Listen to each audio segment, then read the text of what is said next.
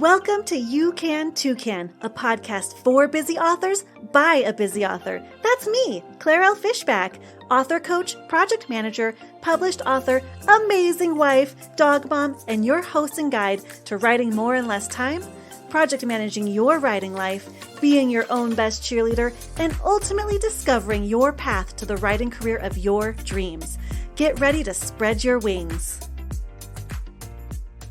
Hey Toucan, happy Halloween, and welcome to episode 4 of the podcast. As you're listening to this, I am in gorgeous Mexico City for Dia de los Muertos. Well, not for that specifically. We actually planned the trip to see the Formula One race this weekend. It just so happened to also coincide with Dia de los Muertos. If you don't know what Dia de los Muertos is, according to History.com, it is a Mexican holiday in which families welcome back the souls of their deceased relatives for a brief reunion that includes food, drink, and celebration. I love October. I just love it. It's probably my favorite month, with November being a close second or maybe tying for first because of feasting season.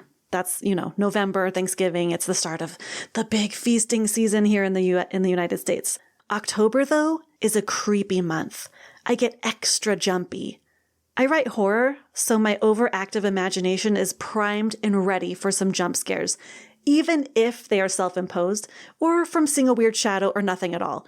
Like sometimes I will be walking or hiking my beloved pity mix Kira, and out of the very far corner of my peripheral vision, I'll see a black shape, and I'll gasp and whip around. Oh, what is that? And it's like just a dark shadow among some trees or nothing at all. Woo! Also, I love costumes. In the before times at work, I was sort of the queen of Halloween. Oh, that rhymes really nicely.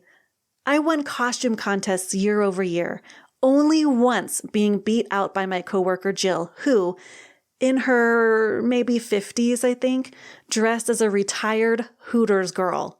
Saggy support hose, hairnet, and all. And let me tell you, she absolutely deserved the trophy that year, without a doubt. So what happened was, year after year, I strived to outdo myself the year before. I never recycled costumes. I always had something new and amazing. Plus, I'm an amateur seamstress, so I'd whip out my little sewing machine and pour my blood, sweat, and tears into my costumes. So what do you think happened? Aside from, creating these amazing costumes, I ended up burning out. Halloween was no longer fun for me. It was stressful. I would wake up in the middle of the night in January thinking about what I was going to be for Halloween months later. Crazy, right?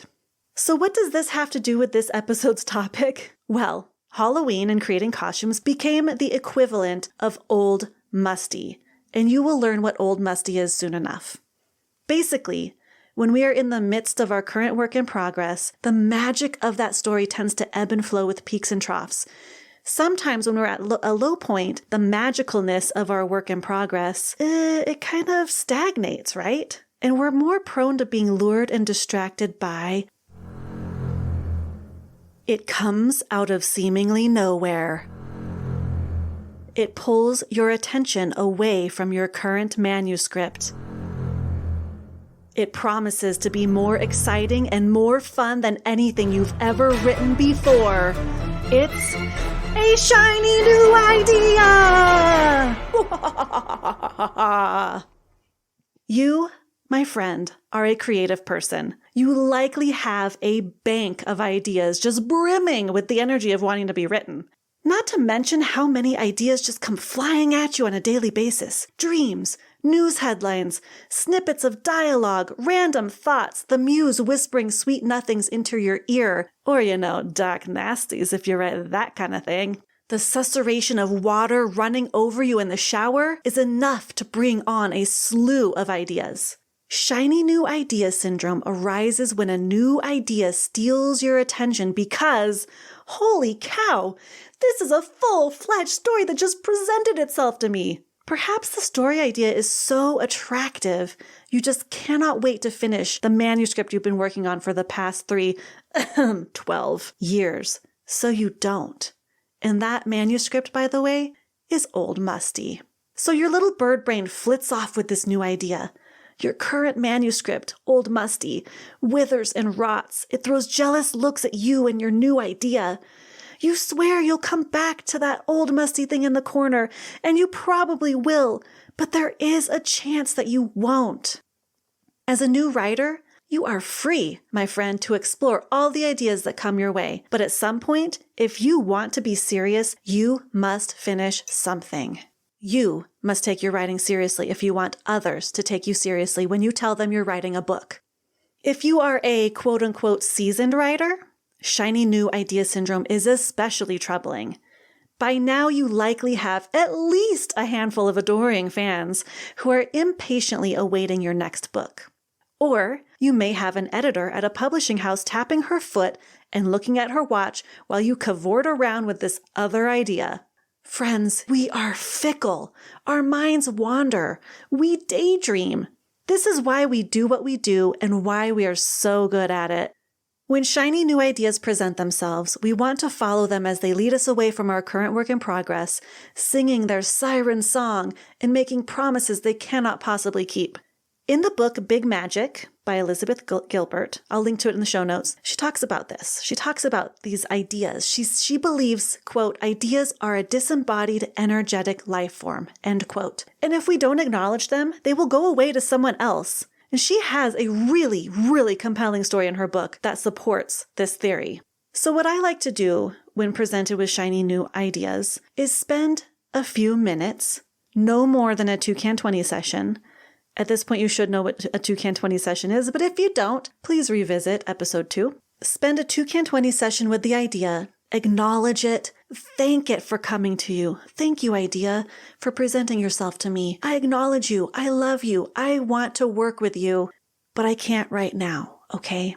And then write it all down in your notebook with as much detail as you possibly can. And then tell the idea that you will come back to it later when you've finished with old Musty over there.